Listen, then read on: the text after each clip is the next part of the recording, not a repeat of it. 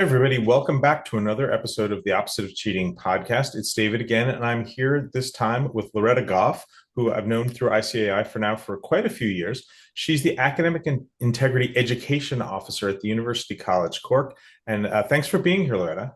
Yeah, no problem. Happy to be here. Well, thank you. It's Loretta's had a really interesting path getting to where she is, and Ireland's been doing some really remarkable stuff. So we'll have a chance to hear about some really cool work that Loretta's doing at University College Cork and also nationally. So, would you begin by telling us a little bit about who you are, what your work is like, and what University College Cork in Ireland is up to lately? So University College Cork is in the south of Ireland, and we have about just over 26,000 students and a little over 3,500 staff members. So it's fairly sizable enough public university. So my role at UCC is Academic Integrity Education Officer. And that role is kind of split a little bit between our Skill Center, which is our student academic support center, and our Learning and Teaching Center. So I would work with both students and staff around academic integrity education, training, resources, so pedagogical supports for staff to kind of enhance the student learning experience, and then supports for students, resources around learning. Um, and so my role, the way my role came about is kind of it's a newer role within the last 3 or 4 years, and a lot of these academic integrity roles have emerged in Ireland in that time period, kind of the last 4 or 5 years, thanks to a kind of funding stream from our higher education authority, which had strategic alignment of teaching and learning enhancement funding. And there were kind of a few different strands of this that it was put into, and one of them was academic integrity. So a number of institutions started to come out with these academic integrity roles, and they look a little bit different across the different universities. So UCC has kind of split it into two roles. One is in our student records office and is focused on kind of the policy and procedure sides of academic integrity. And then my role is strictly that kind of educational focus inside of it, which is nice for me to be able to focus on. Um, how I got into this was I my PhD, my background is in film studies. But while I was doing the PhD, I was teaching in film and English, and I also started working in our skill center as a peer tutor, a postgraduate tutor. So the way our skill center runs, we have a team of, I think there's 20 or so postgraduate tutors that work with students. And that center was kind of developing while I was doing my PhD. So I was one of the first people involved in it. And we kind of were developing all of these workshops for students. And I got more into that kind of learning and teaching side of things then in academic supports. And then after finishing the PhD, I came back to UCC as a research support officer for an academic integrity project. So that was how the role kind of initially started, was starting to build up these resources, and then eventually became into the full-time role that it is now.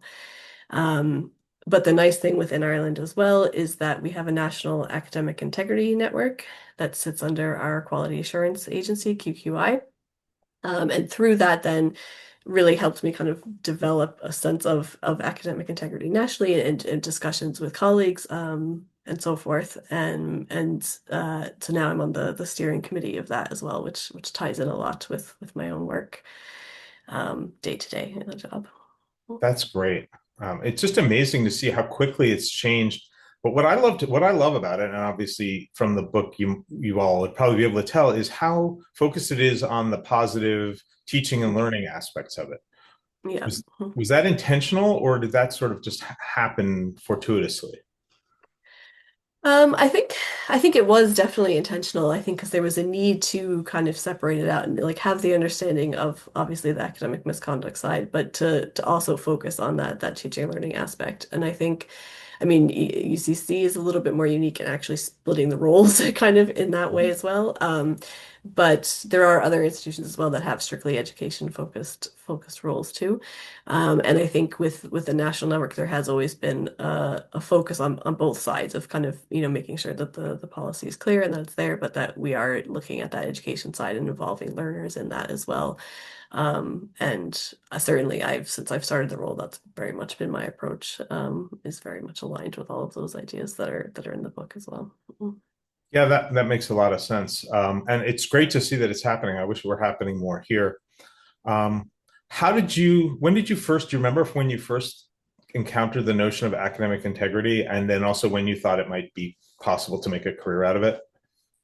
Yeah, so my first experience of it, I suppose it was when I was younger, was very much kind of the opposite of now how I look at academic integrity because it was very much more about the fear side of it and the wrongdoing. And it was in I suppose I always knew about, doing your own work and the kind of principles of that. But when I was in the memory that most sticks out to me, I suppose, is when I was in kind of the middle school age bracket. One of my best friends um, was accused of plagiarism when she hadn't plagiarized, and that was we had been asked to write a short kind of article on something, and she was a big sports fan, really knew a lot about basketball, wrote a short article on a recent basketball game she had watched, and the teacher accused her of plagiarizing it because it was too good, Oh, essentially was the evidence. And that was something that it just really was like it just created the total opposite effect of what I'm looking to do now and everything. It's that really it kind of demotivates you to do the good work almost and is that false accusation and all that piece. But that was when like plagiarism really started to kind of stick out in my mind, I guess, more.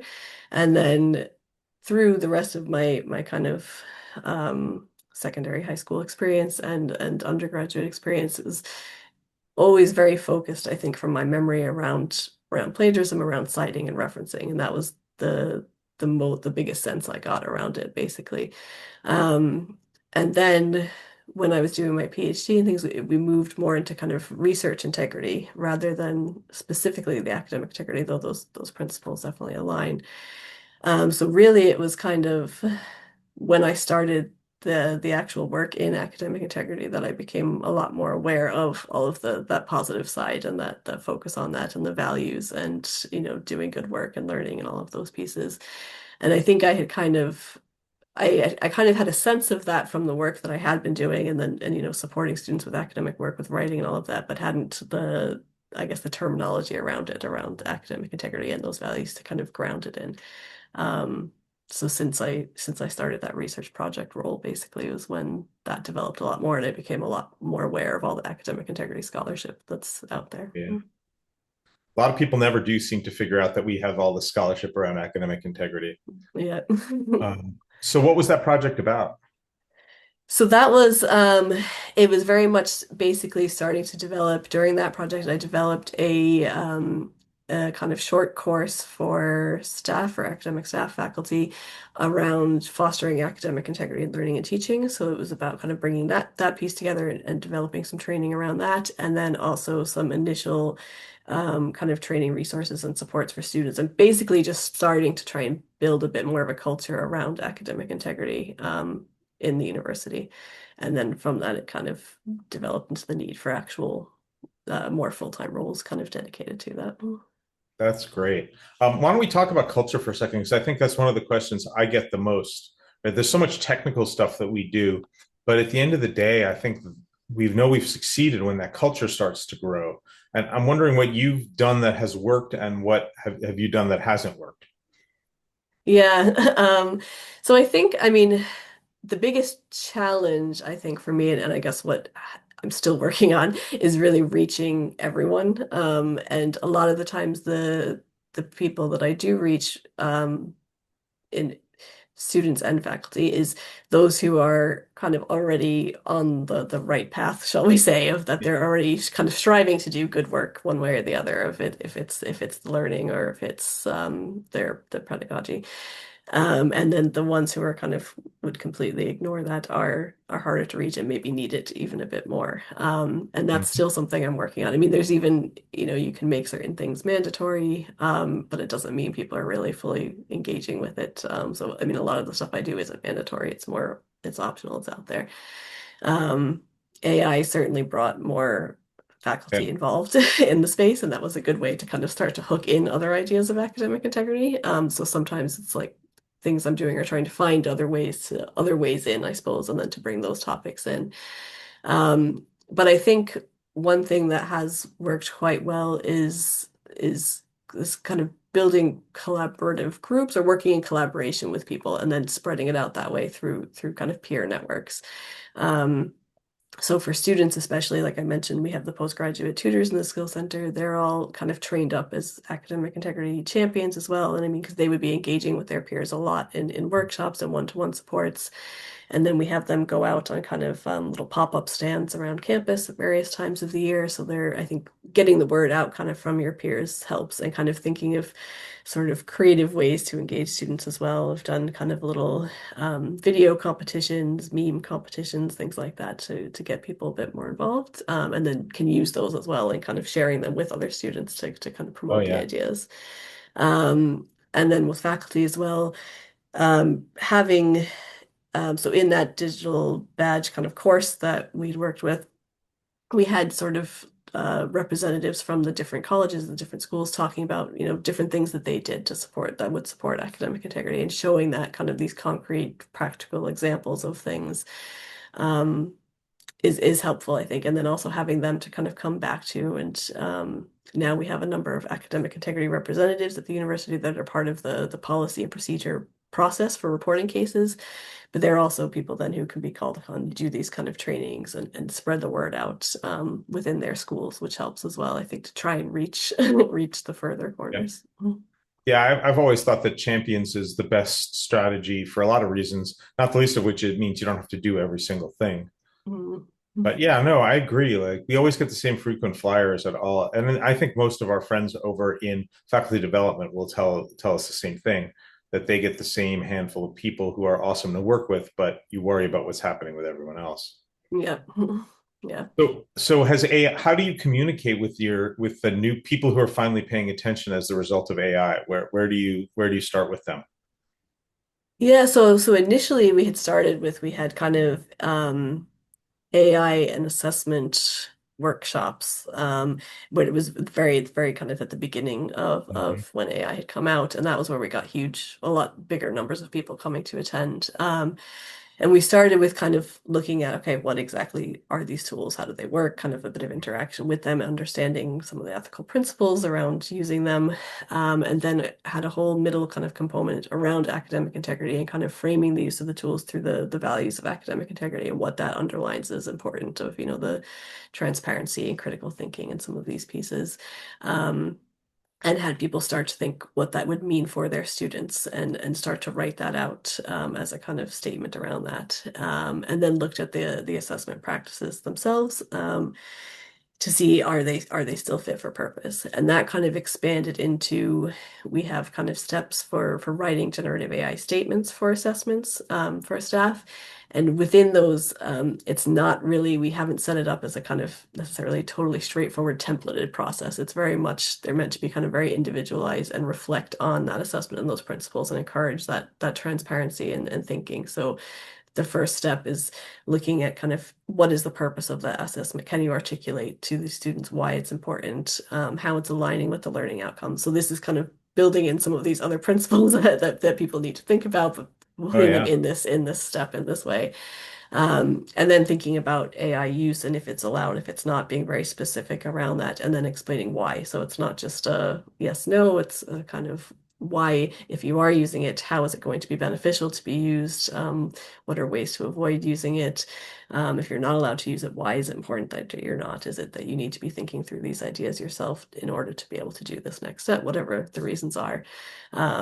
And then around how they would acknowledge it. But it's trying to kind of, I guess, interweave what are the necessary types of steps people need to Mhm. take, but also bring in the good kind of pedagogical reasoning behind those, and tie them together in academic integrity, and tie all those pieces together into one package. So you're getting a little bit of everything and prompting that reflection on those ideas. Yeah, when you weave academic integrity with teaching and learning, and then on top of it, assessment, that's then Mhm. you've really rethought everything you're doing. And that I think that's where we have to be.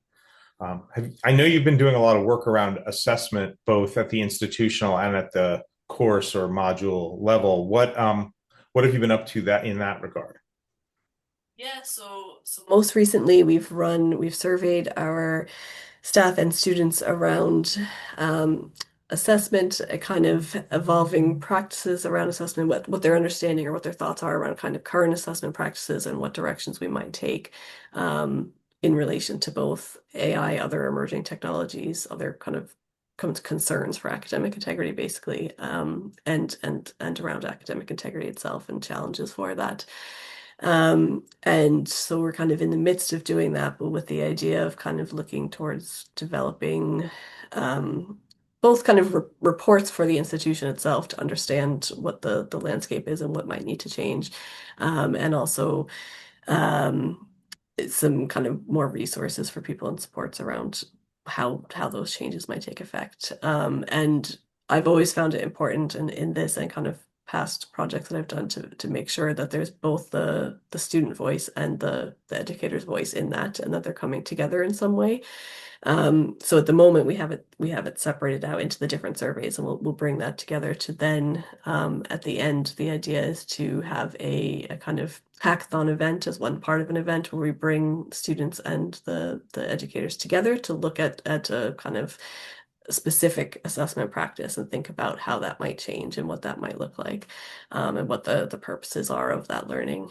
But in the meantime, kind of what we've been finding as kind of the initial results of the surveys and starting to do some focus groups as well are, I mean, there's several huge impacts on assessment because of generative AI, of course. But I think some of the biggest things that are coming out, particularly from the student side, are in terms of concerns with AI and academic integrity, are first, there's a sense of a growing kind of divide between educators and students because of this lack of trust. And I can see that from both sides of where the lack of trust might be coming from, but also it's kind of further harming that relationship.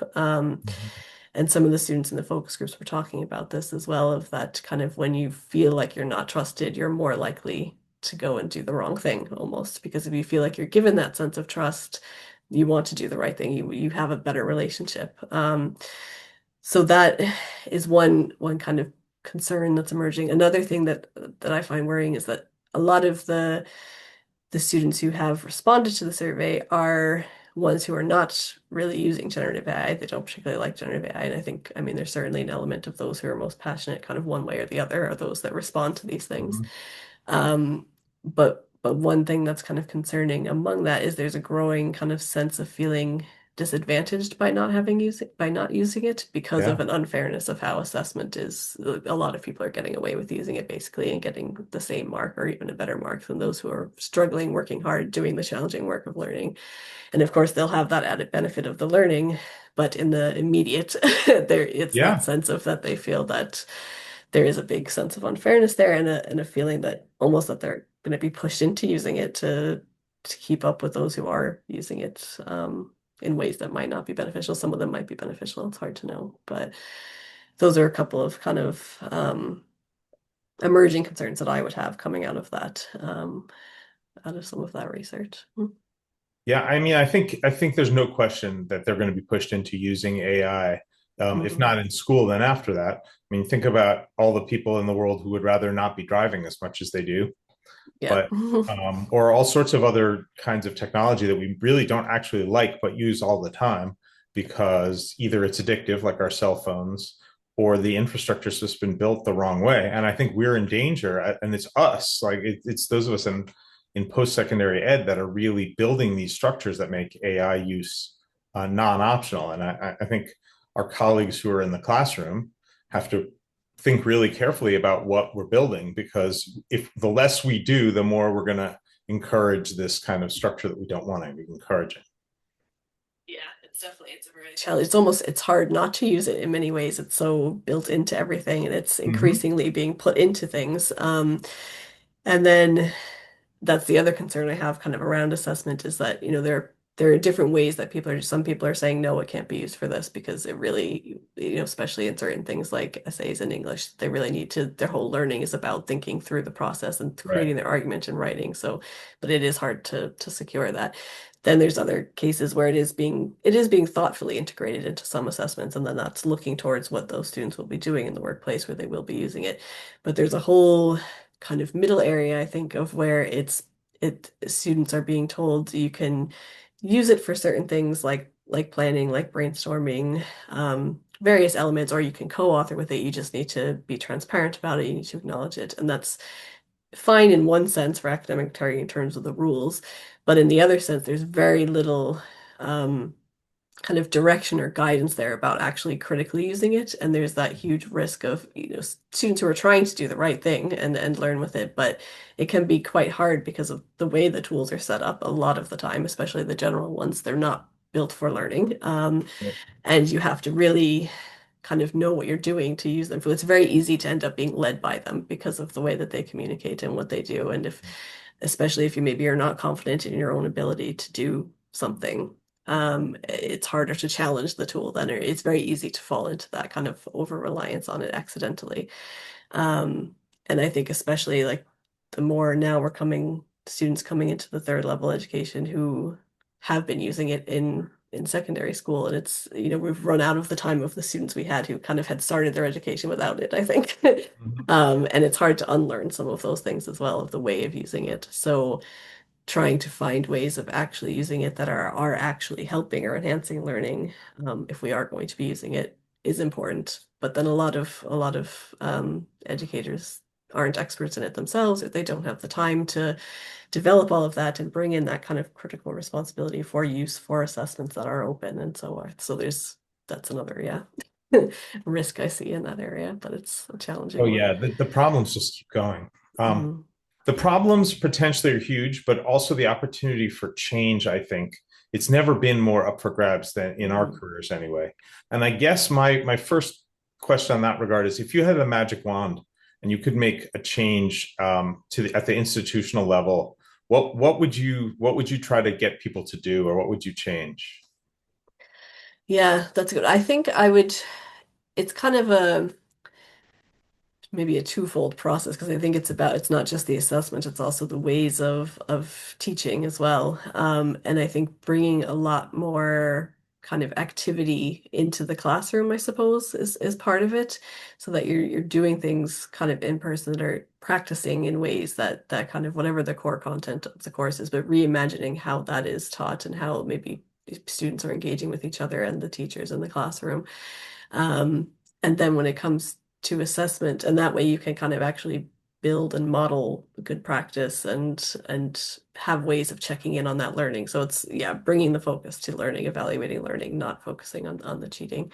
And then when it comes to assessment, I think having the kind of the ability to actually make kind of quicker changes to assessment that aren't, it's very tied down in a process, um, that enable a bit more of that adaptability, and also making sure people have the time and resources to do that. So things like bringing in more dialogical oral assessments at places, but reducing the overall amount of assessment, I think, is another key thing. And that's something that comes up a lot for both students and staff, in the surveys, is being time poor, and having too much assessment to either to mark or to complete. So looking at, I know Australia has done a lot of work around that, of kind of looking at program level assessments and the kind of open lanes and secure lanes for assessment, and trying to bring that in. But it's a slower process, I suppose, for us to be able to actually implement all that. It takes a lot of that time and resource and everything. So if I had the magic wand, it would give everyone the time and the resources to really be able to focus on how they're teaching and how they're assessing. And be able to do it in the ways they want to do. Because we have a lot of um, lecturers as well who have great ideas, but it's just a matter of having the time and ability to enact them, to try and be more flexible with the assessment as well. Yeah, you can do it quickly, or you can do it comprehensively, or you can do it well. But Yeah. getting all three of those is not going to happen Yeah. without a ton more resources, as you point out. Mhm. Yeah, I've been thinking a lot too about what's up for grabs. And I think it's everything, right? Once you start seeing, well, we could do program level assessments instead of modular course level assessments, that really opens up the question of what is a modular or a course anyway? Why do we Mhm. need, what's the magic of the semester at all? Why do we have what we have? And the answer, a lot of it comes back to farming.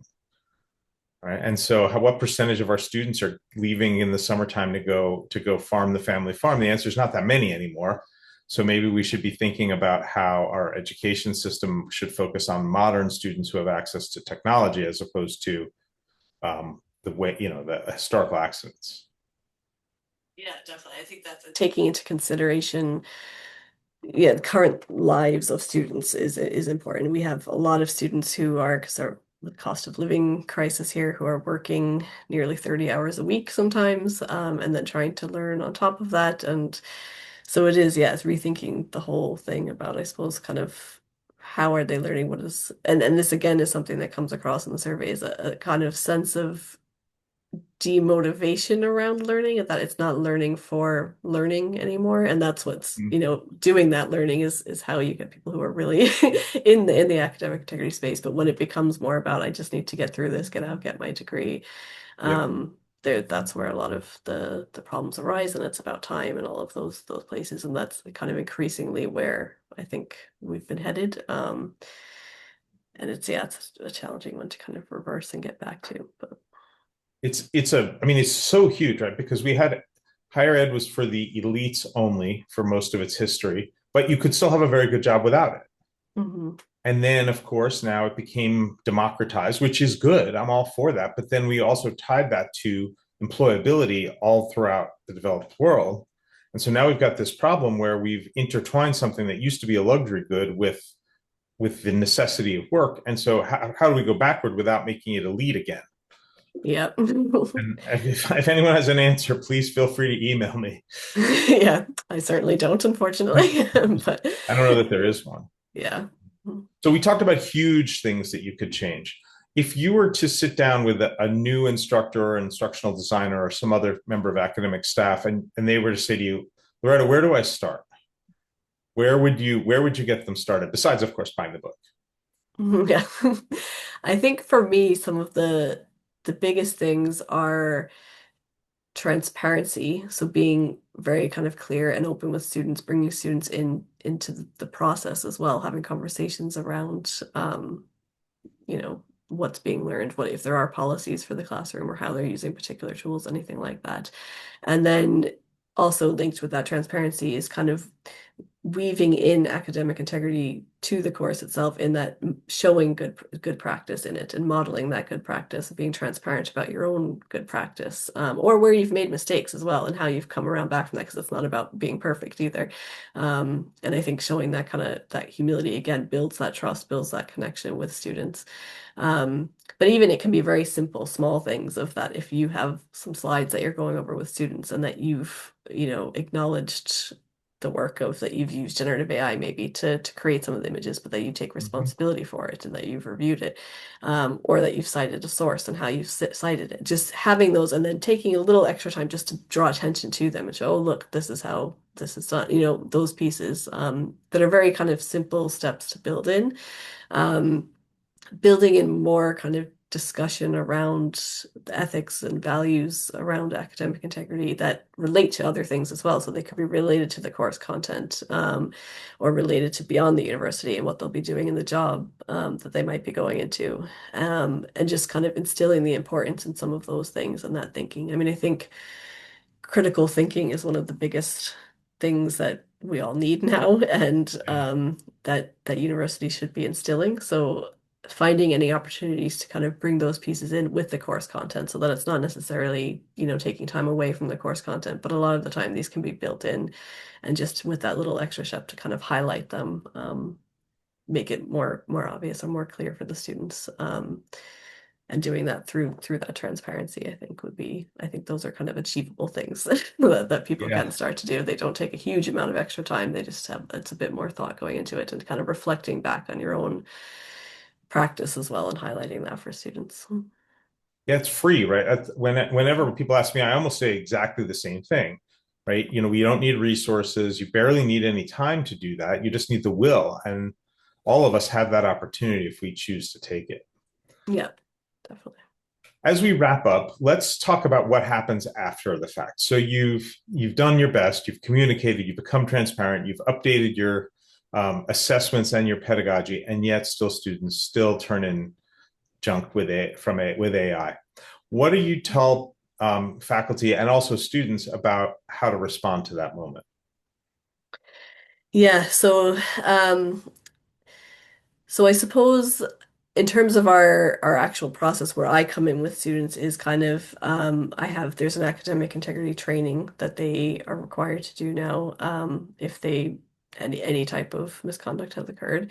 And within that I think the purpose we have of that is just bringing students back in for that kind of educational process. A lot of the time the students that are going through that, it is just a matter of that they didn't understand something or that they didn't have the time. So it goes through the values, it goes through different academic skills, it goes through responsible use of generative AI, all of those pieces. And if they have then committed a second form of misconduct after that training is complete, then they come to me for a meeting. And again, it's kind of talking through, okay, well, what was the situation here, understanding the context, setting them up with additional kind of supports if needed within the skill center, talking through things in a bit more detail, and kind of explaining the importance of, why this matters. Similarly, then, I mean, we have students that come in to the skill center who like potentially there are as we're working through them with the work, there might be concerns that they're not using AI in the right way. And this is not necessarily after cheating has occurred, Okay. but it's still it's kind of where a step that they're coming to before submitting the work because they're trying to work on it. And if there is kind of, it does seem like AI might have been used, one of the tutors or whoever is talking with them will have that conversation around again, okay, why it's important, instilling confidence in themselves as well of, understanding your own voice, your own perspective, bringing those pieces in and why that matters. On the other side, then talking to staff who are, I mean, a lot of teachers who I've talked to are quite frustrated with feeling that they're getting a lot of AI content coming in.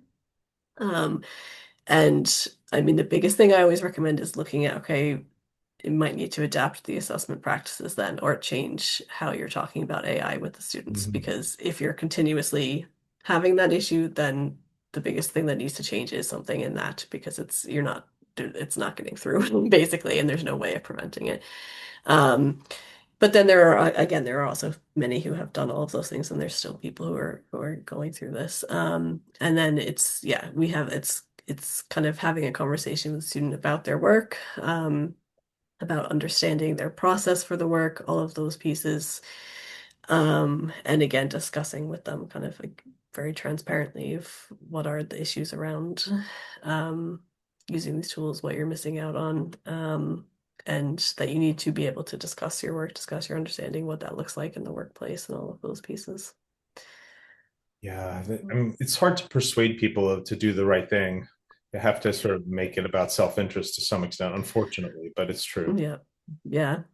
And I think, I mean, yeah, what I find sometimes is again a lot, and there are many cases where for students it's just that something was unclear or that they panicked or ran out of time. And so these are things that, you can kind of have the conversations about. I think, I mean, if there are some who are really kind of deliberately setting out to cheat through the whole thing, there's no real getting through in terms of No, promoting academic integrity. It's just send something them that's, somewhere else. yeah. Yeah.